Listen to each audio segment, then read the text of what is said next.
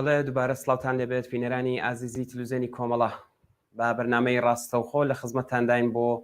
ڕۆماڵکردنی راپۆرت و هەواڵەکانی ئەمڕۆی ئێران هەروەک ئاگادارن ڕێکخراوی سنفی معلیمانی ئێران بۆ جارێکی تر بانگەوازیان دەرکرد کە مانگرتن بەڕێوە بچێت لە ئێران و لە زۆربەی شارەکان بەدەم ئەم مانگرتنەوە هاتن بە تایبەت لە کوردستان زۆر بەباشی ئەم مانگرتنە بەڕێوە چووە خەڵک یەکدەست دوکان و بازاڕیان داخست و هەر لە بەیانیەوە هاتنە سەر شەقام و دژ بە کۆماری ئیسلامی دروشمیان وتەوە و دروشمەکانیشیان ژن ئازادی مەرگ و نەمان بۆ دیکتاتۆر بوو. ئێستاکەش هاوڕێ بورهان دیوارگەر ئەندامی حیزبی کۆمونیستی ئێران لە وڵاتی فنلەند لەگەڵمانە. هاوڕێ بورهان ئەم کاتت باشدەنگی ئێمەت هەیە؟ سڵاو ئەم کاتتان باش. بەڵێ هاوڕێ بورهان دیارە ئاکسیۆنێک لێو بەڕێوە دەچێت ئەگەر دەکرێت لەم ئاکسیۆنە زیاتر ئاگادارمان بکەی ڕێژەی بەشداربوون چەندەیە لایەنە سیاسەکان کێ بەشداری کردووە ئاگاداری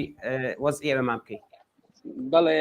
زۆر سپاس. ئەم ئاکسیۆنە لە شاری تۆرکۆ یەکێ لە شارەکانی وڵاتی فینلاند بەرگزار بوو فراحیزبوو بوو لە هەموو کەس بەشدار بووتیا هەموو حزبی کوردی و حزبەکانی ئێرانی تیا بەشدار بوون بە تایبەت ئەحزابی کوردستانی تیا بەشدار بوون بەڵام بە ناو حزبێکی خاسە و نەبوو هەموو کەس بەشداریان کرد قسە و باسییان خۆیان کرد شعارگەلێکی زۆر باش وەک ژیان ئازادی و مەرگ و نەمان بۆ جمهوری ئیسلامیاندا لە سعاتی سێوە دەستی پێکردە تا ئێستا تەواو بووەوە 5 دقیقەیەکەوە لایڤەکانماندانیا جەمعیەتێکی زۆر باش بەشداری کرد و بۆ شارێکی وەک تۆرکۆ نزیک 300 تا 400 نەفەر بەشدار بوون تیا باس لەوە کرا کە خەڵک بە ئێتحادەوە بە یەکگردوویەوە لە هەموو ئاکسیۆنەکانە بەشداریکەن لە شرایەتێکە خەڵکی کوردستان خەڵکی ئێران لە بەرابەر گولە و تۆپوتانکی جمهوری ئیسلامی و ڕاوەستا و ناترسن و هەر لە احترازەکانی خۆیانە بەردەوامن ئێمەش لە دەرەوەی وڵات ئەبێ یەکگردوو بین و لە ئاخێزی خەڵکی ئێران و کوردستان پشتیبانی کەین و هەروەها بینەوە خەریکە تەواوە بێ خەڵکەکە بڵاوە ئەکات خەڵکێکی زۆر هاتبوون ئەوە دەدەقەیەکە تەواو بووە زۆر باش بەشداریان کرد و هەروەها لێرە خەڵکیاندا بۆ ڕۆژی چوارشەممەی و هەروەها ڕۆژی شەمەی داهاتویش کە توولێم هەفتا دوو جاری تر ئاکسیۆن بەرگزارە بێت لە هەلسینکی و خەڵک بەشدارە بێت. بەڵێ هاوڕێ بورهان ئێمە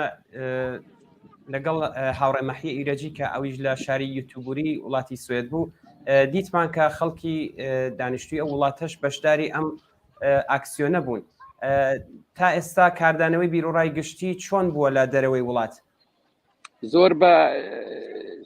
شتێکی باش ئیشارەت کرد. ئێستا ئێتفاقن لەم ئاکسیۆنەی ئەمڕۆ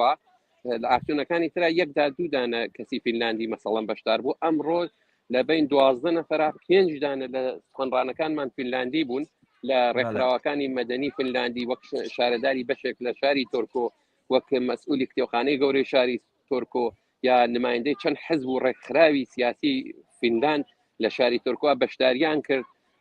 وتیان ئیعلامەکەین ئێمە لە پارلمانە پەیگیری ئەم شتاکەین ئەم جەنایەتی جمهوری ئیسلامی نایێت دەوامی بێت ئەبێت دەوڵەت بە تایبەت دەوڵەتی فینلاند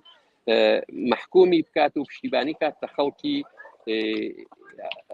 مبارز و محتەرزی ئێران. ئەم احتراز و ئاکسیۆنانە وای کردە ئێستای تر دەوڵەتانی ئوروپایی ناتان بێتەرەف بن قەتعاً حمایەت ئەکەین و لە تەواو نمایندەوەی پارلەمان لە دەوڵەتی فینلاند داوا ئەکەین کە خەڵکی ئێران پشتگوێ نەخا و بە هەر شێوەیەک بۆی ممکنە لە احترازاتی خەڵک حمایەت و پشتیبانی کە. بەڵێ هاوڕێ بورهان ئایا پلانتان هەیە بۆ ئەوەی کە ئەم ئاکسیۆنانە هەروە درێژەی هەبێت؟ بەڵێ هەروە پێشتریش ئیشارەم پێکرد بۆ ڕۆژی چوارشەمەی ئاکسیۆنمان هەیە بۆ ڕۆژی شەمەی داهاتوش ئاکسیۆنمان هەیە خەڵک لە تەواو شارەکانی ئستا بەسەڵ جاران لە وڵاتی چکولەوە فینلاندا فقط هەلسینکی بووی سەر شاری تۆرکۆیش هەیە قەرارە شارێکی تری فینلاندی شەم ئاکسیۆنانە بێت خەڵک نیروو ئەنرژیەکی زۆری هەیە دڵگەرمن خۆشحاڵن کە ئومیدێکیان هەیە کە ئەم احترازە بەردەوامە و ئەتوانین بە شێوەیەک جمهوری ئیسلامی عاقبەت خەڵک موفق بۆ جمهوری ئیسلامی سەرنگونکەن و خەڵک حدەقەل تەعمی ئازادی تۆزێک ڕەحەتی خەڵک دوای 44 ساڵ جەنایەتی جمهوری ئیسلامی ڕەحەتی ببینن. ئەم ئاکسیۆنانە هەر بەردەوامە و خەڵک ئومیدوارن کە بتوانن بەم شێوە بە نەحوێ بە شێوەیە کۆمەکێکی خەڵکی ناوەوەی وڵات بکەن قەتعەنیش بەردەوامە بێت و هەر ئەمڕۆ ئەم هەفتەی داهاتوش نییە قرار وا بووە لە هەموو هەفتەیەکە حدەقەل 2 تا 3 ئاکسیۆن بەڕێوە بچێت و خەڵک پشتیوانی خۆیان لە دەرەوەی وڵات وەرگرن. هەدەفیش ئەوەیە کە زۆرتر خەڵکی فینلاند خەڵکی فینلاندی دەرگیری ئەم ئاکسیۆنانە بێت تا مەسەڵەن فقط خەڵکی ئێرانی یا خەڵکی کورد. ئەو هەدەفی تا ئێستا موفق بۆ خۆشبەختانە ئەو باسم کرد زۆر ڕێکخرا و خەڵکی مەدەنی فینلاندیاتن بەشداری بوویان کرد بە زوانی فینلاندی بە زوانی ئینگلیسی قسە و باس کرا و وەزعیەتەکە مقدارێک لە وەزعیەتی خەڵکی ئێران لە ناو کاغەزا بڵاو بووە بە هەزاران بڵاو بۆ ناو خەڵکی فینلاندیا لە مرکزی شاری تۆرکۆ و لە هێلسینکیش ئەم کارە ئەکرێت. بەڵێ هاوڕێ بورهان خۆتان ئیشارەتان کرد کە بەردەوام ئاکسیۆن و ناڕزایەتی لە شارەکانی دەرەوەی وڵات تا ئێستاکە شەروە بووە. دەور و ڕۆڵی ئەم ئاکسیۆنانە تا ئێستا چۆن بووەوە کاریگەری چی دادنێت لەسەر ئەم ئاخێزەی کە ئێستا لە ئێران لە گۆڕەدایە دژ بە کۆماری ئیسلامی؟ بەڵێ جمهوری ئیسلامی ئیتر ناتوانێت بەڕاحەت خەڵک بەو جۆرەوە میلگە سەرکوب بکات. جمهوری ئیسلامی ئەوە نییە بێژی ئیتر دەنگی احترازاتی خەڵکە ساڵێتر ناگەیە وەک ساڵی 67 دوای 1 مانگ معلوم بوو جمهوری ئیسلامی 10,000 نەفەری ئەعدام کرد. ئەمڕا بە سرعەتێکی نورەوە تویتر و فەیسبوک و ئینستاگرام و شەبکەی ئیجتماعی خەریکن خبرەکان بڵاوەکەنەوە علی ڕغمی فیلتری شدید علی ڕغمی سانسوری شدید بەڵام خبرەکان هەر جۆر بێ ئەگەیەتە دەرەوە ئەفکاری عمومی خەڵکی ئوروپا دەوڵەتانی ئوروپایی مەجبور کەوتنە لە مەنافعی خۆیان بگزڕن بە شێوەیەک دەنگی خەڵکی ئێران بن بە شێوەیەک دەنگی خەڵکی ئێران احترازاتی ناوی ئێران دەوڵەتانی ئوروپاییشی وادار کردە دەنگ هەڵدت بێنن بڵێن بە جمهوری ئیسلامی ناتانین بەم شێوە سەرکوت قبولکەین ناتانین بەم شێوە سەرکوبی سیستماتیکێک کە خەریکن ئەنجامی بن قبولیکەن احترازەکەن بە شێوەلی مختلف نزیک 8 دەوڵەتی ئوروپایی وتیانە ئەوەکی خەڵکی ئێمە نایە بڕۆنەوە ئێران چونکە جمهوری ئیسلامی احتمالی هەیە بەهانە مختلف سەرکوتیان کات زندانیان کا ئیعدامیان کا گرەوگانگیری کا کە بە شێوەیەکی متعارفی جمهوری ئیسلامی خەڵکی مەدەنی ئەگرە و گرەوگانگیریان پێکات لە قەباڵی پۆڵە ئازادیانەکە بە شێوە باندی مافیا. ئەم احترازاتی ناو ئێران تەکەم احترازاتی دەرەوە کارێکی کردە کە هەدەفیش ئەوەیە ئەفکاری عمومی خەڵکی مەدەنی سیاستمەداران ئەحزابی چەپ ئەحزابی حاکم لە دەسەڵاتە بێن بوونە پشتیوانی خەڵکی ئێران و دەنگی ئەوان ڕساتر و محکەمتر بڵاو بکەنەوە. بەڵێ زۆر سپاس هاوڕێ بورهان دیوارگەر کادر و ئەندامی حیزبی کۆمۆنیستی ئێران بۆی کە بەشداریتان لە بەرنامەی ڕاستەوخۆدا کرد و ئاگاداری وەزعی وڵاتی فەرلاندی شت کردین. حتما ئەگە مەجال دووارە دێنە خزمەتتان و لە وەزعیەتی ئێوەش ئاگاداریمان کەیوە. زۆر سپاس و بەشداری. زۆر سپاس. بەڵێ ئێستاکەش هاوڕێ ئەسعەد ڕۆستەمی ئەندامی کومیتەی ناوەندی کۆمەڵەمان لەگەڵدایە. هاوڕێ ئەسعەد ئەم کاتت باشتان هەیە؟ ئەم کاتان هیوادارم دەنگ من بگەیتە لای ئێوە. ئایا دەنگتان هەیە ئێوە؟ دەنگ هەیە. بەڵێ زۆر باشە. ببەخشن زۆر باشەوە هاوکارم بەختیار ئەمڕۆ هاوکاری مەکە بۆ بڵاوکردنەوەی راپۆرتەکە. بەڵێ گیانەکەم ئەم کاتتان باش لە خزمەتە. قوربانت هاوڕێ ئەسعەدیان ئەمڕۆ لە زۆربەی شارەکانی دەرەوەی وڵات ئاکسیۆن بەڕێوە چووە. ئەم ئاکسیۆنەی ئەمڕۆ ئێستا لەم شارە چۆن بووە ڕێژێ بەشداری چەندە بووە لایەنە سیاسیەکان کێ هاتووە بەشداری کردووە لەوانە ئاگادارمان بکەیت؟ بەڵێ ئێرە ناوەندی شاری کوپنهاگا و بەردەم شارەداری ئەو وڵاتەیە. هەر وەک ئەبینن و هاوکارم تەفیرەکانتان بۆ گوازێتەوە ئێرە ئەمڕۆ ژمارەیەکی بەرچاو لە ئێرانیەکان کە لە دانمارکە ئەژین لێرە کۆبوونەتەوە بۆ ئەوەی کە دەنگی خۆیان بخەنە پاڵ دەنگی کۆمەڵانی خەڵکی ناڕازی لە ئێرانە و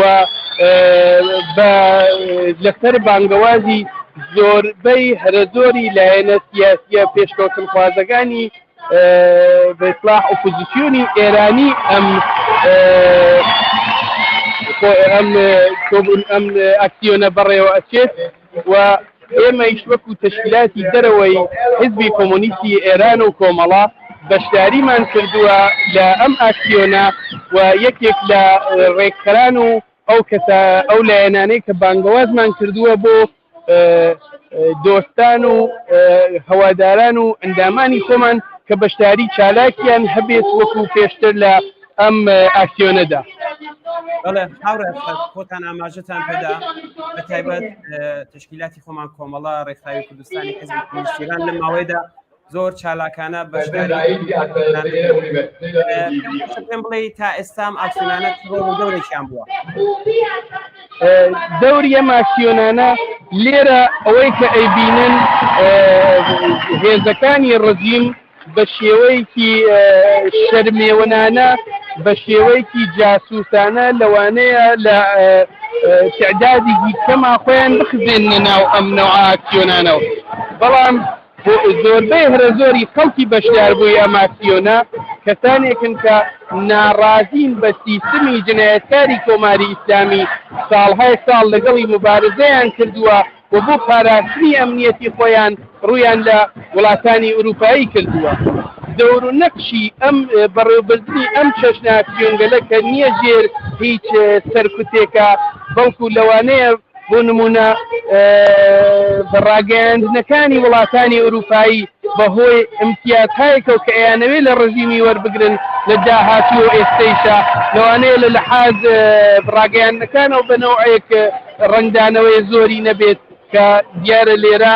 بە بەردەوامی لە رادیۆ و تلڤیزیۆنەکان دانمارکەوە لە نەشریاتی دانمارکیەوە ئێمە گوێمان لێ بێت کە خەباتی خەڵکی ئێران ئەگوازێتەوە بۆ ڕای گشتی لەم وڵاتانە و دەور و نەقشە ئەساسیەکەی ئەوەیە کە خەڵک لە ئێران ئەزانن ئەوان ئەگەر جوانانیان ڕۆڵەکانیان خەڵکی ئێران خوێنیان لەسەر شەقامەکان ئەڕژێت بۆ ئازادی کۆمەڵانی خەڵکی تر کە لە وڵاتانی ئوروپایی ئەژین و لە ناوەندی وڵاتانە ژیانەکەن بۆ گواستنەوەی دەنگی ناڕزایەتی ئەوان بەڕای گشتی لە وڵاتانی کە خۆیان نیشتەجێن ئەمڕۆ شەممە لە زۆربەی هەرە زۆری وڵاتانی ئوروپایی ڕژاونەتە سەر شەقامەکان و بەم شێوە ناڕزایەتی خۆیان بەرامبەر بە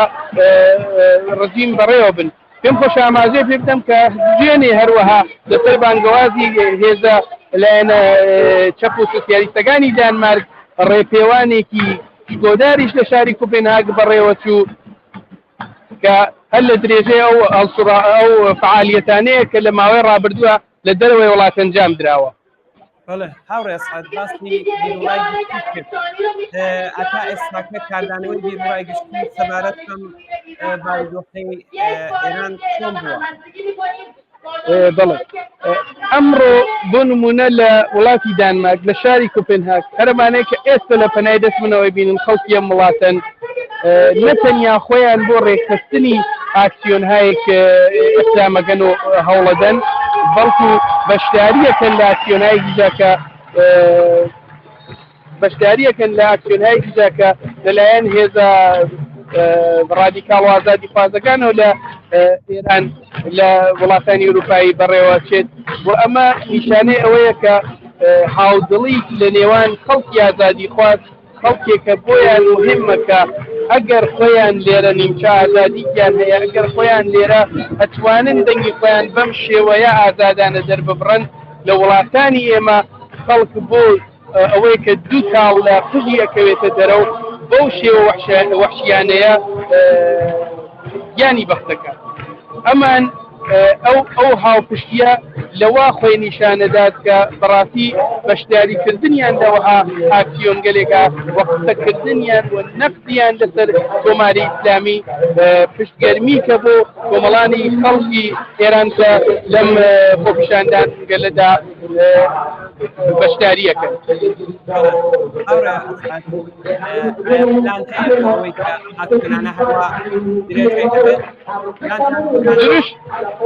دروشمی ئێمە وەکو ڕێکخرانی ئەم چەشنە ئاکسیۆنگەلە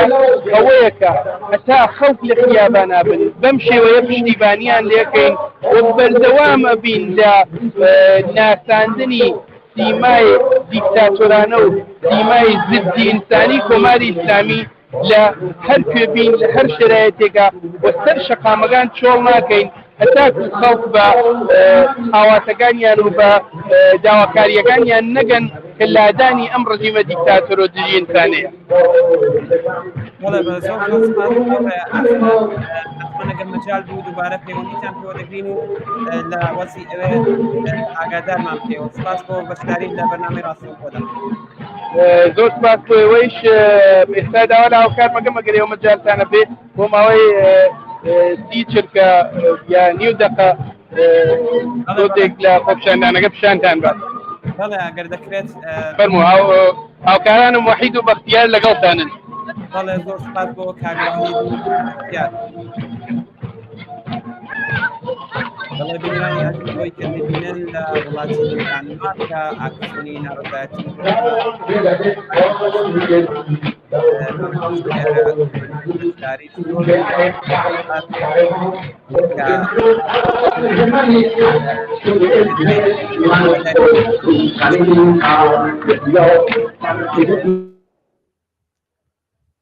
بەڵێ زۆر سپاس بۆ هاوڕێ ئەسعاد حتمما ئەگە مەجال بوو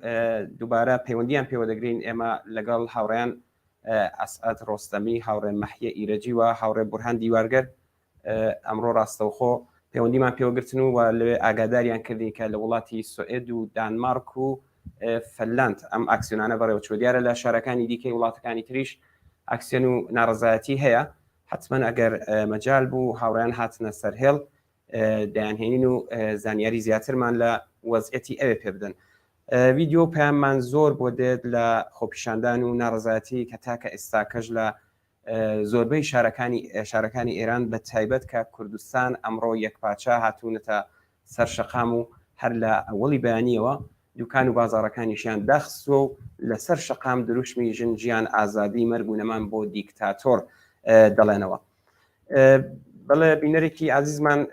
پامی نردووە نووسێتی سلااو هاوڕێمان دوو نەبن ئەگەر دەکرێت ئەم ڤیددیوانی کە بەدەستان دەگات بەداخەوە هێڵی ئینتەرنێت زۆر زۆر لاوازە تا ئێستا نەمانتوانێت ڤیددیوەکان بنێرین حتمما ئەگە بەدەستان گەشت بڵای بکەنەوە ئەگەر دەشکرێت ئەو ڤیددیوانی کە ئێستا بۆتان هاتووە بە بینەرانی لێ ئاگادار بێتەوە حتمما بینەری ئازیز زۆر زۆر سپاس هاوڕانی و تاقفەرمان ئەگەر ڤیددیوەکانی تا ئێستاکە کە بەدەستمان گەیشتووە بچین بیان بینین و دێنەوە خزمەتان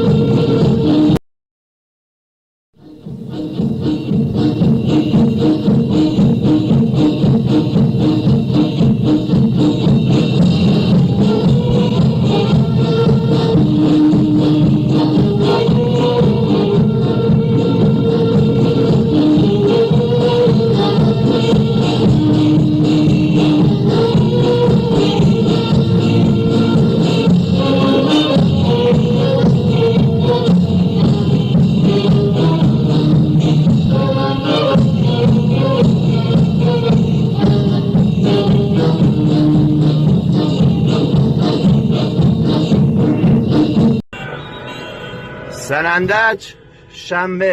شنبه موعود همین امروز. اینجا سر 12 همه از دانشگاه اومدن.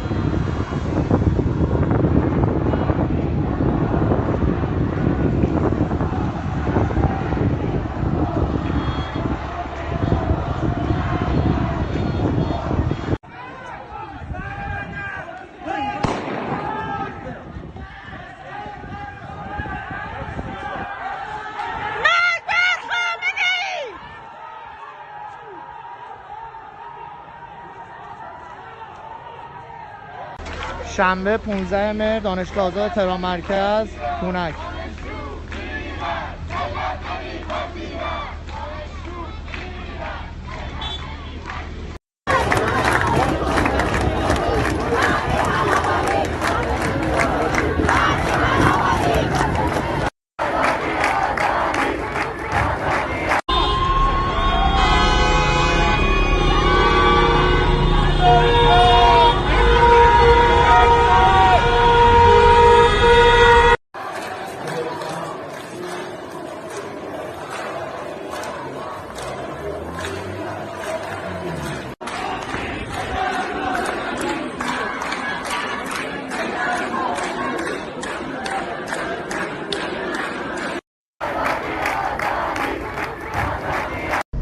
امروز شنبه است،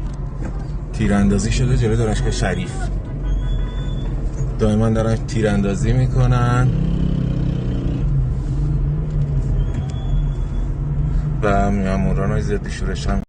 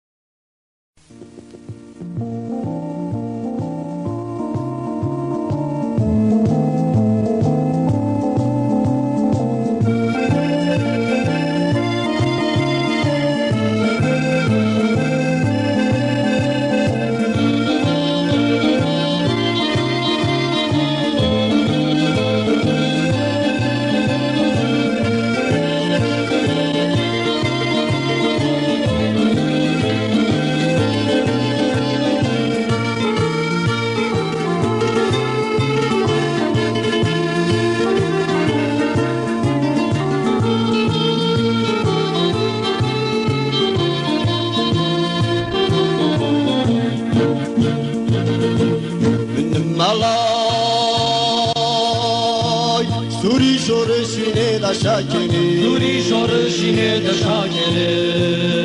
باچکه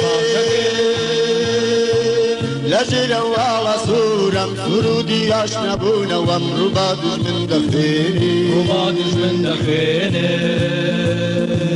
من مالای سوری شورشینه دشاکنی من باچکه لجر والا سورم سرودی آشنبونه و امروبا دشمن دخینی پرچم سرخ انقلاب نوین از من به اهتزاز است. زیر آن پرچم سرخ من با سلاحم سرود آشتی ناپذیری طبقم را رو به دشمن می‌خوانم.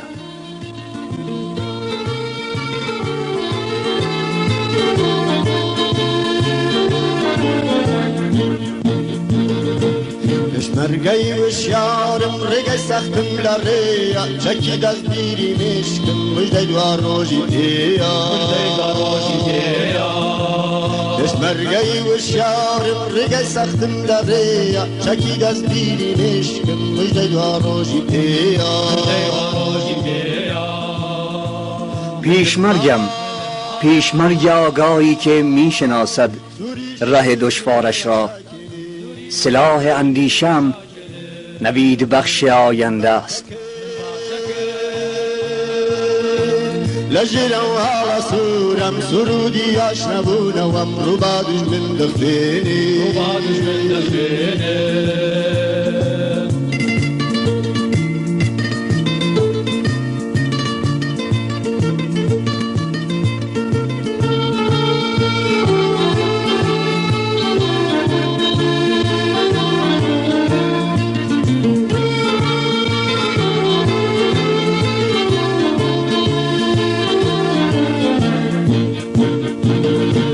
برزلوت که یامانجی خوب بیرون مبستم لخباد وزناینم تا نبینم سرباستی برزلوت که یامانجی خوب بیرون مبستم لخباد وزناینم تا نبینم سرباستی منم مالا چه بلند است اهدافم، چه بلند است اندیشه رهایی. دست از مبارزه‌ام بر نمی‌دارم تا رهایی و سرافرازی. به پا خیزید هم تباران محرومان، بیایید متحد شویم، به زندگی نور افشانیم، به گور سپاریم روز سیاه را.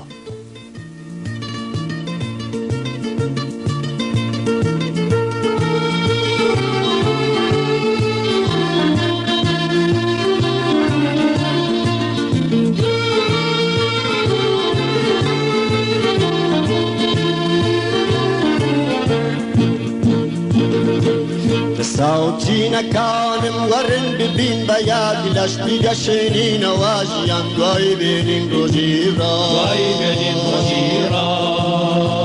را ساوتی نکانم ورن ببین بیاد لشتی گشنین واجیان دوای بینین روزی را. پرچم سرخ انقلاب نوین از من به اهتزاز است. زیر آن پرچم سرخ من با سلاحم سرود آشتی ناپذیری طبقم را رو به دشمن میخوانم. لجر و علا سورم سرودی آشنبونم رو با دشمن دخینی رو با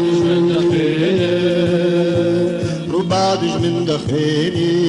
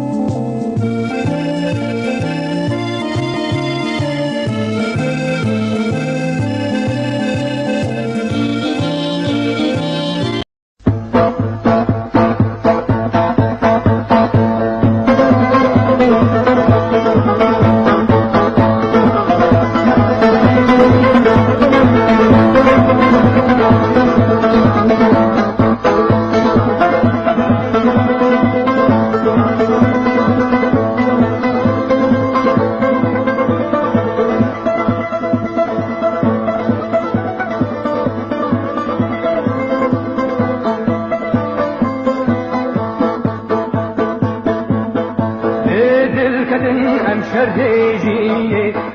ام دبابین به تربیش دادشن به دل کتین ام شردیجی ام دبابین به تربیش دادشن ام دباشی یا بری یارشتا بيجي كوشة لا تخوش ببينم در كرشي فاشيان بنير أفي شوان ببزم بربت تير كازور إيدينا خون أف نجي خيال أف ستر كارد غربونة دور ديام بزر في كار گيرانه ويلاتي ميجي همو جيهانه ديام بزر في كار گيرانه ويلاتي ميجي همو جيهانه هم بكن شر دور يفاشن ليسر ما لا ملاني نزل بلنكن آلامة فرو فر بلنكن راكن آلامة فر بجور أم لي إيروخنن أم تبي درخنن رابكن همو رفو بور دل بحرارش مكان وسكن أم روني ياوي بيش بادشن دل بحرارش مكان وسكن روني يا ويبيش بادشن أملي فاشي يا بيبي يا رجا من داروش لا تفاش دي من الكاردستان همن لديان همن أمن كيني شيدكين زمان يكيش بوما دين يكيشي بوما وكي ديو بالي كاتن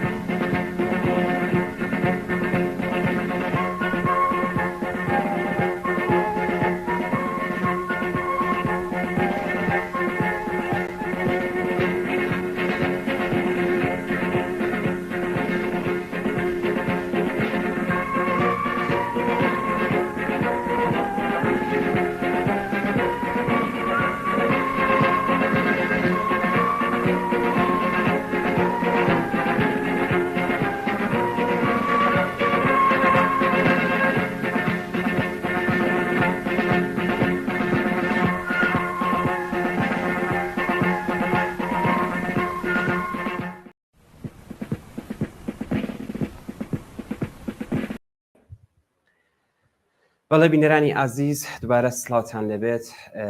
ئێمە وێنە و ڤیدیۆکانی کە تا ئێستا بەدەستمان گەشت بڵاومان کردەوە بە مەحسیەوەی کە وێنەی جەدید و ڤیدیۆمان لە خۆپیشاندان و ناڕزاتەکانی ئەمڕۆ بەدەستگەیشت حتمما ئاگاداری ئێوەشی دەکەین هەروەک هەموو لایەک ئاگادارن ئەمڕۆ شەممە بە بانگەوازی شۆڕای هاوانگەی ڕێکخراوی سنفی فەرەنگیانی ئێران و زۆرێک لە هەڵسوڕاوە کۆمەڵایەتیەکان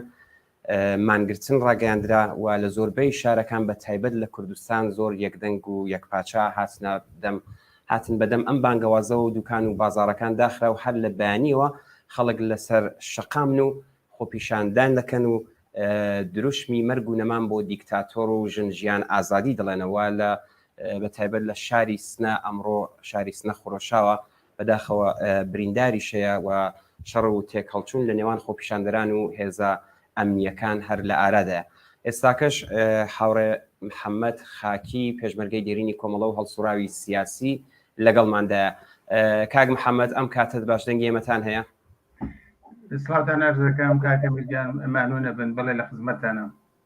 بڵێ کاک محەممەدیان سپاس و بەشداریت هەروەک لە پێشدا ئاماژەم پێدا خۆتان ئاگاداری وەزیەتی ئەمڕۆی ئێران هەن بە تایبەت لە کوردستان زۆر باش بەدەم ئەم بانگەوازەوە هاتن. پێم خۆشە بزانم لێدوانتان چییە لەسەر ڕووداوەکانی ئەمڕۆ؟ لە پێشە بەڕاستی سەری ڕێز و نەوازش بۆ هەموو ئەو کەسانەی کە گیانیان لە دەستداوە و بریندار بوون و بۆ خانەوادەی بەڕێزیان ئەمە لە ماوەی مانگێکە 4 هەفتە سێ ئەحساب و مانگرتنی گەورە بەڕاستی ئەمە بە هەموو پێوەرێک سەرکەوتنێکی زۆر گەورەیە بۆ خەڵکی کوردستان و بۆ خەڵکی ئێران. واقعیەتەوەیە کاکە میر کۆماری ئیسلامی لە هەموو جبهەکانە لە هەموو بەرەکانە خەریکە ئەشکێت. تەنها زەبر و زۆرە. جاران ئەڵمانی نازی یەک دانە گۆبلزی بوو کە ئەی پیوا بوو هەرچیە درۆ گەورەتر بێ خەڵک باشتر باوەڕەکە ئێستا هەر مەلایەک و وردە مەلایەک بووەتە گوبلزێ ئەو هەموو خەڵکەیان گرتە و کوشتونیان بە شکنجە و ئەوانە بەو هەموو جوانە دەڵێ ناڕەحەتی قەلبی بووە هەرێکی بۆ خۆی کوژێ یعنی دوو جار ئەیان کوژێ کاکە میر یەک جار لە بەژێر شکنجە و بە فشار و بە عەزیەت و ئەوانە یەک جاریش خانەوادەکەیان ئەباتە ژێر فشار و ئەشکەنجە کە بڵێن ئەمانە نەخۆشینهای قەلبیان بووە سەکتەی مێشکیان کردووە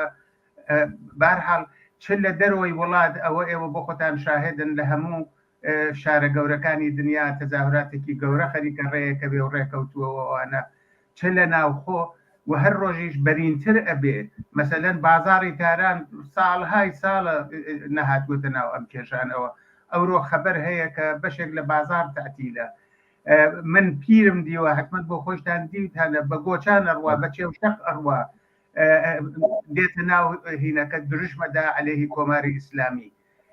واقعیەتەوەیە کە کۆماری ئیسلامی لە مەقابڵی ئەم مەوجە عەزیما ناتوانێت یعنی ئەو فقط بە جەنایەت هەرێکێتی ئەوەی کە لە سیستان و بلوچستان کردی ئەوەی لە کوردستان کردی ئیتر وەختێک ملیۆنها خەڵک هاتنەمەیان ترۆر کارساز نییە ئەشکەنجە کارساز نییە کوشتار کارساز نییە مەسەلەن لە دەورانی شا وەختێک حتا حکوومەتی نظامیان ڕۆژە پێشتر ئەلام کرد ڕۆژە دواتر حکوومەتەکە شکا کاکە میر ئەلان خەڵک ترسی ڕژاوە بۆ ماوەی 43 ساڵ یەکتەرەفە کۆماری ئیسلامی و شکنجەگەرەکانی چ لە زندان چ لە خیابانەکانە لە خەڵکیانەدا خەڵکیانە ترسان ئەوڕۆ وەرەق هەڵگەڕاوەتەوە ئەوڕۆ خەڵکن ئەکەونە دوای هێزە سەر کوردگەرەکان و ئەیان خەنە ژێر فشار و ئەوانەوەوان هەڵدێن ئەو ترسە ڕژاوە و ئەساسەن ئێستا ئەمانن ئەترسن ئەلان مەسەلەن لە یەک ڕقەمە کاکە میر لە کانادا 10,000 فەرماندەی پاسدار 10,000 فەرماندەی پاسدار بە ئێسلاح بلۆکە کراوە قەرارە ئەو شتانەی کە دزیویانە ئەویشە مسادرە بکرێ ئەوە دێتە ئوروپاش ئەوە ئەچێتە هەر شوێنێ ئەمانە نە ئەتوانن پوڵەکانیان بشارنەوە نە ئەتوانن سەرمایەکانیان بشارنەوە نە ئەتوانن مناڵ و شتەکانیان لەوێ بن و لە ئەمنیەتا بژین یعنی دنیا نائەمنە بێ بۆ کۆماری ئیسلامی بەڕاستی ئەم کێشە ئەگەر بەردەوام بێ کە هەموو شەواهدەکە ئەوە نیشانەدا ئەو ناڕزایەتی خەڵکە ئەو کەڵەکە بوونە ئەو گرانیە ئەو بێئەکاریە ئەو بێ ئەمکاناتیە ئەو بێمنەتیە حکوومەت کە هەیەی ئەو هیچ نەوەک واقعیەتی قبول ناکات لە دنیایەکی پێچەوە ناژی ئەو هەموو خەڵکە دێتە سەر خیابان ئەو هەمووە نفرەتە لە کۆماری ئیسلامی هەیە دەڵێ وەڵا پۆلیس قەت ئەو نەخۆشنێو نەبووە دەڵێ قەت کۆماری ئیسلامی ئەوە بەهێز نەبووە دەڵێ یعنی هەمووی درۆ هەرچی زلتر ئەوەی کە گۆبلزی ئالمان معتقد بوو لە دەورەی ئالمانی نازیە الان مەلاکان و حکوومەتی ئیسلامی بەو نەتیجە گەیشتن بەڵام واقعیەتەوەیە کاکە میر ئەوانەی کە بۆ جمهوری ئیسلامی کاریانە کرد سخەنگویان بوون قسەکەریان بوون و ئەوانە کە زۆریش نەبوون و ئەوانە الان خەریکن گشتی خۆیە شارێتەوە گشتی خەریکە بای ئاتەوە ئەوانە دفاعکردن لە کۆماری ئیسلامی سە بڤەیە بۆ زۆر کەس هەرێکیانە بیشارنەوە هەرێکیانە نووسراوەکان و قسەکانیان بشارنەوەوانە بەخۆشیەوە وەزعیەتەکە وای لێدێ هیوادارم لە ماوەیەکی کورتە خەڵک دەستکەوتێکی زیاتر بەدەست بێنێ و ئێمە ڕووخانی ئەم ڕژیمە نەگریسە بڕۆین. بەڵێ کاک محەممەد خۆشتان ئەلبەتە لە قسەکانتاندا بوو مانگرتن لە کوردستان جێکەوتووە و خەریکە بە خۆشحاڵی و پەرەنسێنێ بۆ باقی شارەکانی تر بە تایبەت ئەمڕۆ کوردستان نیشانیدا کە مانگرتن لە کوردستان بە تایبەت مانگرتنی گشتی شتێکی جێکەوتووە دەور و ڕۆڵی کوردستانتان تا ئێستا چۆن بینیوە ئایا ئێستاش دەتوانێت دەوری سەرەکی هەبێ؟ بە باوەڕێ من کوردستان خەڵکی کوردستان شانازیەکی گەورەیان خوڵقان شانازیەکی گەورەیان خوڵقان و ئەو شعارە ئێسلاح پۆزیتیڤ و مثبەت و ئەرێنیە کە لە ئازەربایجانە لە ئێرانە لە زۆر شوێنە ئەلان قورسایەتی سیاسی خەڵکی کوردستان زۆر لەسەرترۆیە بەهۆی ئەوە خەڵکێکن 43 ساڵە کاک ئەمیر ئێسەی کە ئەو شتەی کە لە سەتحی ئێرانە لەو مقیاسە ئەقۆمێ 43 ساڵ پێش لەوە خەڵکی کوردستان بە جمهوری ئیسلامیان بودنە ڕێیان نەدا ئەکسەریەتی خەڵکی کوردستان ڕێی نەدا 43 ساڵ خەباتی کرد لە دژی جمهوری ئیسلامی 43 ساڵ ڕاوەستا بە هەموو شێوەیەک زیاترین ئەدامی بووە زیاترین زندانی سیاسی بووە بە نسبەتی پێی ئامارەکان بە نسبەتی جەمعیەت و ئەوانە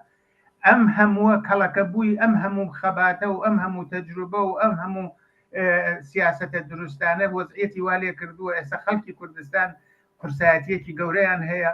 بە باوەڕی من ئەگەر یەکگرتووی زیاتر بێ لە ناو حزبە سیاسیەکانی کوردستانە ئەگەر حەدی ئەقەلێکیان ببێ ئەوانە ئەگەر هەروە کارەکان وەکو تا ئێستا بە باشی چوەتە پێشێ بچێتە پێشێ و بە تایبەت من لەسەرەوە پاداگرم کۆماری ئیسلامی بریندارە هەرێکێتی لە کوردستان ترۆر کا ئێعدام کا زەربەی قورس لە حزبە سیاسیەکان بە ئەگەر حزبە سیاسیەکان بە هۆشیاریە و خۆیان بپارێزن و نێڵن زەربە بخۆن و پیلانەکانیان پوچەڵکەنەوە دەتوانێت دەورێکی زۆر باشتری ببێ لە ئینە ئەو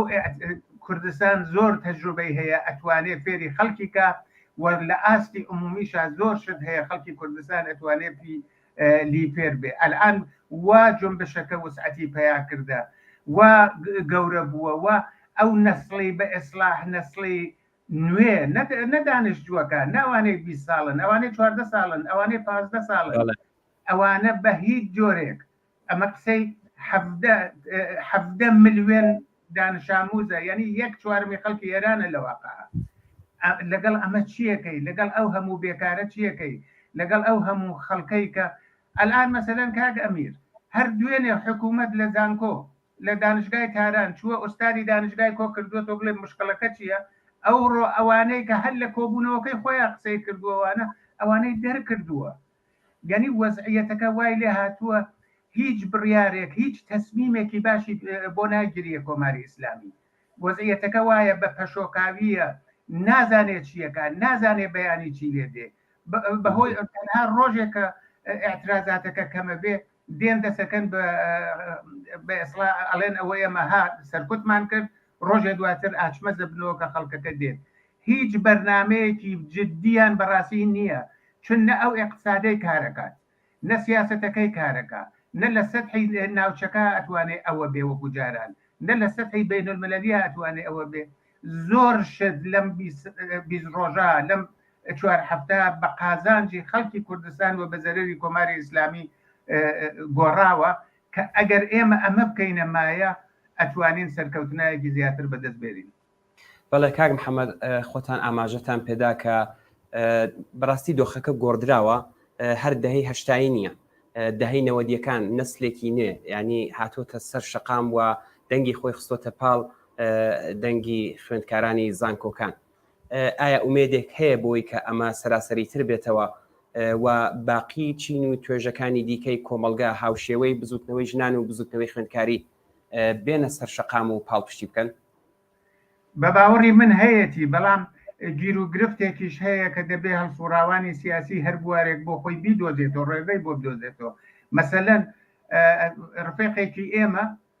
لەگەڵ سێ کرێکار لە تاران قسەی کردووە وەختێک من لە جەمعێکا بووم گێڕایەوە بۆ ئێمە ئەوانە دەڵێ لی پرسیون ئەرێوە چۆنە ئێوە ناهاتنەتە ناو مەیان هێشتاوانە وتێتی وەزعیەتەکە وایە ئەگەر ئەمن ئێستا هەر ئەمڕۆ کار نەکەم بەڕاستی بەیانی ناتوانم بژیم لەلایەک و خەڵکێکی وا فەقیر و هەژار کردووە لەلایەک و ئیمتیازاتێکی زۆری بە بەشێکی تریان داوە بەشەکە مەحدود بێ هەر شتێکوانە کە بتوانێت پێش بەم ئەترازاتە بگرێ ئەگەر ئێمە سنووقێکی مەسەلە نەڵێم سنووقێکی ئەحسابمان ببێت یعنی کرێکارێکە ئەو ڕۆ دێتە سەر ئەحسابەکە مەجبور نەبێ خەمی ئەوە بخوا کرێماڵەکەی نییە بیە مەجبور نەبێ نانی نەبێ خەمی ئەوە بخوا مناڵەکانی نانیان نییە بیخۆنەوەوانە ئەبێ ڕێگەهایەکی بۆ بدۆزینەوە ئاسان نییە بەڵام ئەمە عەمەڵیە لە بوارەکانی تری شاوان خەڵک ناڕازین خەڵک خەشمیان تووڕەییان ئەو پەڕی دیارە یعنی ئەمە لە زوانیانە لە ئەدەبیاتیانە لە قسەکردنیانە لە تووڕەییانە لەو سیستمە و هیچ ئومیدێکیشیان نییە و خودی کۆماری ئیسلامیش ئەوازانێ و هەموو ئێرتجاعی منتەقەی ئەوازانێ هەموو ئێرتجاعی ئیسلامی منتەقە بە شیعە و بە سونی ئەوازانن کە وەزعیەتەکە باش نییە والآن بۆ ئەوەڵین جار لە دوای 43 ساڵ مەسلەی تەغیری ئەم ڕژیمە لەسەر مێزی زۆر دیپلۆماتی ئوروپایی و ئەمریکایی هەیە تا ماوەیە پێش لەوە ئەوەیان ناون یانو ئێمە هەرێکمانە بیگۆڕین کارکردی ئاوا نەکا ترۆر نەکا دژی ئیسرائیل لەبێت چی نەبێت بەڵام ئێستا بە ئاشکرا زۆریان قساکەن دەڵێن ئەم وەزعیەتە ئێمە بێ بە دوای بەدیلێکی تری شابین و ئەوانە جا ئەگەر ئەو وای لێ هات ئەوە حاصلی ئەو خەباتەی ناو گەڕەکەکانە ناو شارەکانە ناو باخانەکانە ناو مەدرسەکانە ناو دانشگاکانە وەزعیەتەکە وای لێ هاتە هەموو کەسێک بیر لەوە کاتەوە دەی چۆن ئەمە بڕۆخێنین و دوای ئەمە چی بکەین من پێم وایە ئەکرێ بەڵام ئاسان نییە کاری یەکشەو نییە ئەبێ ڕێگەی بۆ بدۆزینەوە ئەبێ مێشک و بیرمان خەینە سەر یەکتری بە هاوکاری دەرەوە و ناوە بە هاوکاری هەموو ئەو کەسانەی کە لە خەباتە هەن لەسەر کاری اشتراکەکانمان لەسەر گشتیەکانمان ئێمە پێکەوە کۆبینەوە اختلاف و جیاوازیەکان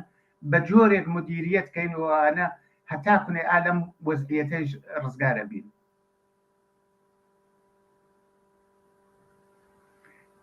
دەنگ نییە کاکە میر سەرهڵدان ژیانە بەرخۆدان ژیانە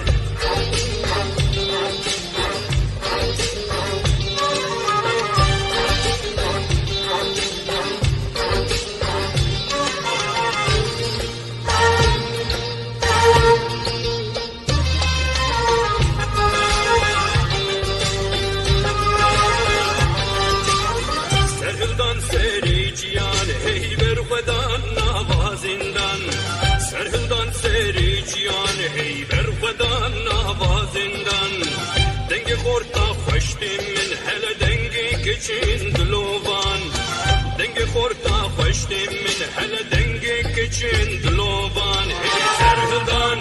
بەرخۆدان سەرهڵدان ژیانە هەی هەی بەرخۆدان بەڵێ ببورن بینەرانی ئازیز کێشەیەکی تەکنیکی هاتە پێشەوە کاک محەممەد دەنگی منتان هەیەستا کاک محەممەد ئەوم دەوت کە کۆماری ئیسلامی لە هەموو شتێک کەڵک وەردەگرێت بۆ ئەوەی کە سەرکوت بکاو ئاگادارن کە دەستی لاتولوتەکانی ناو زیندەکانیشی ئاواڵە کردووە بۆ ئەوەی کە دەستی بێت لە سەرکوتکردندا و ڕێژەی سەرکوت لە ناو زیندانەکان بۆ ژنان زیاتریشە حتا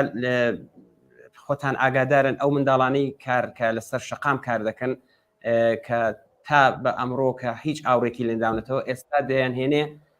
پوڵیان پێدەداوە لیباسی وەکو بڵین لیباسی ئەم هێزە سەرکوتگەرەکانیان پێ لەبەر دەکات و لەوەش کەڵک وەردەگرێت ئێوە قسەتان چییە لەسەر ئام شتێکە کۆماری ئیسلامی دیکە کاکە میرجان مەلاکان ئاخوندەکان بە درێژایی تاریخیان وە زۆر کتێب و تاقیق و لە کۆڵینەوە لەسەر ئەوە کراوە لەگەڵ لاتولوتەکان بوون لەگەڵ لۆمپەنەکان بوون بەشێک لە بە ئێسلا هەر لە ئەنقلابی مەشروتەوە لە 120 ساڵ پێش لەوەوە ئەوە تاقیق کراوە لێ کۆڵینەوە کراوە ئاخوندەکان چ لە 28 مردادا چ لە ساڵی 57دا چ لە هەر کێشەیەکی لەو فاصلەی 43 ساڵە لە لات و لە لوت و لۆمپەن و لە جاهڵەکان وانە استفادەی کردووە کەمبوودی هێزی سەرکوتگەری هەیە ئەوانە امتیازیان پێیا دەڵێت ئەگەر مثلەن ئێوە بێن لە زندان حملەکەن بە زندانیەکی سیاسی یا ئەلان جێگەی نییە لە زندانە ئەوەی خەڵک گرتووە ئەوان بەرەدا کە خەڵکی سیاسی بکات زندانی بکاوەوانە دەڵێ ئێوە هەر کارێکن هەر جنایەتێ بکەن ئەمن لێپرسینەوەتان لەگەڵ ناکەم ئەوانیش بەسەرە لەگەڵ لەژێر حکومێکی توولانیان لەژێر حکومی ئەدامان یا زندانێکی ئەبەدنەوەوانە بۆ ڕزگارکردنی خۆیان چون ئەناسوورێکی ئاوا شەرورن ئەو کارانە هەکەن ئەوە لە بێدەسەڵاتی لە ناتەوانیەتی و ئەمە بە زەرەری هەڵەگەڕێتەوە نە لاتولوتەکانی دەورەی حەمە ڕەزاشا توانی ئاخوندەکان و حەمە ڕەزاشا ڕزگارکە نە ئەمانیش ئەتوانێت ئەوە لەلایەکیش ئەو فەقرە گەورەی تحمیل کردووە بەسەر خەڵکە داسەپانووە ئەو احتیاجە زۆرەی داناوە بڕێک مناڵ هەن کە سوکاریان نییە کە سوکاری لە زندانان یا معتادن یا کوژراون ئەوە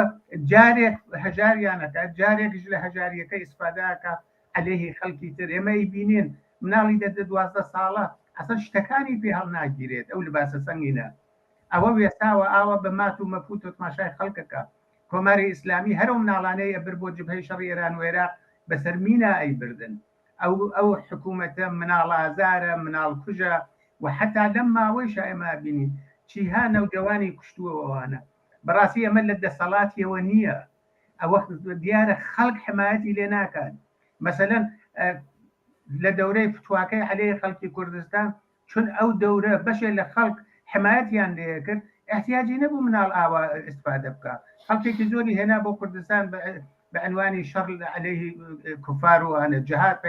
هینی جەهادیدا ئێستا ئەوەی بۆ ناکرێ ئێستا کێ دفاعی لێەکات ئێستا ئەوانەیشی کە دفاعیان لێ کردبوو کەم کەم خەریکن خۆیانە دزنەوە ئێژن ئێمە نەمانوت ئێمە ئیشتبامان کرد هەر لەم چەند ڕۆژانە خەڵک ئیمزایان لەژێر بەیانیەهایەکە وەرگرتووە وتیان ئێمە حاڵی نەبووین ئەم ڕیزشە ئێمە ئەیبینین و ئەمە نیشانەی ناتەوانیەتی باوەڕی من ئەمە چارەسەر نییە و ئەمە وەکو سەنەدی جەنایەتێکیشە کە ئەو خەڵکی شەرور و لات و لۆمپەن لە دژی خەڵک لە دژی ئەو کچە جوانانە ئەو کوڕە جوانانە بەکارەبات ئەو مناڵانەی کە خۆی هەژاری کردوون خۆی سەبەبی ئەو وەزعیەت هەیە عەلەیهی ئەو خەڵکە بەکارەبات کە بۆ هەرو مناڵە حەولەدەن ژیانێکی باشتریان بێت. بەڵێ کاک محەممەد مەجای بەرنامەکەمان زۆر کەمە بەڵام یەک پرسیارم ئەگەر کرا بە کورتی وڵامیان پرسیارم پێ بدەیت ئاگادارن لە نێو دەسەڵاتی حکوومەتی مرکزیدا لە نێو خۆشیاندا شکافیان تێداکەوە ینی کەلێن هەیە لەوەیدا من پرسیارێکم هەیە ئێوە ئەگەر سیاسیەکان چۆن دەبینن ئایا داهاتووی ئەم بارودۆخە چۆن دەبێت بە باوەڕی من هینە ئەگەر مقاومەتەکە درێژەی بێ کە هیوادارم درێژەی بێ خەباتەکە درێژەی بێ لە ناو خۆیانە ئەوانەیان کە بە هەر حاڵ فکرێکەکەنەوە کە نابێ خۆیان ژیان و کەسی و بنواڵیان بەم دەوڵەتەوە ببەستن ئیمکانی هەڵگەڕانەوەیان هەیە تەجروبەی ساڵی 57 ئەوە نیشانە تەجروبەی هەموو ئینقلابەکانیش بەڵام ئەسڵەکانیان ڕەهبەری ئەفریەکانیان ئەوانە ئەوە جەنایەتیان کردا ئەزانن ڕێگەی گەڕانەوە نییە ڕێگەی گەڕانەوە نییە ئەزانیی وەکو پیازێک لە بەرچاو بگری تۆخلە تۆخە هەر هەمووی لە خۆی لا کردەوە هەر جەناحێکی هەر ماوەیەک یەک جەناحی لە خۆی کردووەتەوە ئێستا تەنانەت یەک نەفەر ئیسلاح تەڵەبی خۆیشیان کە هەر لەگەڵ خۆیان بووە هەر عینی خۆیان بووە ناتوانێت قسە بکە دەوڵەتێکی بە قەولی خۆیان یەکدەسە هەمویان مەکتەبین هەمویان شەرورن هەمویان جەنایەتکارن بەڵام ئەمەیان بۆ ناچێتە پێشێ ئەمن پێم وایە مقاومەتەکە ناچاریانەکە کە پاشەکشێکن و ناچاریانەکە کە شکستەکە قبولکەن. بەڵێ زۆر سپاس کاک محەممەد خاکی یەکێک لە پێشمەرگە دێرینەکانی کۆمەڵە و هەڵسوراوی سیاسی بۆی کە بەشداری لە بەرنامەی ڕاستەوخۆی ئەم شەودا کرد من پرسیارێکم نییە ئەگەر خۆتان نزانن بە کورتی شتێک کە ئاماژتان پێنەدا بێ بیڵەن فەرموون ئەمن فقط هەر ئەولەتان عەرز دەکەم جارێک سپاسدانەکەم هۆشتان بە خۆتانەوە بێ ئێوە پێشمەرگە جێگەی هیوای و ئێمن هیوادارم خۆش و سلامت بن ئەمە یەک دووەمیش سەرخۆشیەکەم لە تەواوی بنەماڵەیە و کەسانەی کە عەزیزانیان لەدەستداوە و داوا لە خەڵک ئەەکەم ئەو کەسانەی کە دەنگی ئێمە بیسن بچن بە هاواری بریندارەکانەوە بچن بە هاواری زندانیانی سیاسی و بنەماڵەکەیانەوە ئەوانە لە ژێر فشاران لە هەر بارێکەوە کە بۆیان نەکرێەوەوانە سپاسدانەکەم. بەڵێ زۆر سپاس بە بەشداری کاک محەممەد جان. بەڵێ بینەرانی ئازیز ئێستاش هاوڕێ هاوکارم کانی کەرەمپور دێت بە بەشی فارسی بەڕێوە دەبات ئێمە کاتی فعلەن ماڵاویتان لە دەکەن دواتر حتمما دێینەوە بەرنامەی ڕاستەوخۆ ئیدامە دەدەین و ڕۆماڵی راپۆرت و هەواڵەکانی ئەمڕۆی کوردستان و ئێران بەگشتی دەکەین فعلەن کاتێکی خۆش.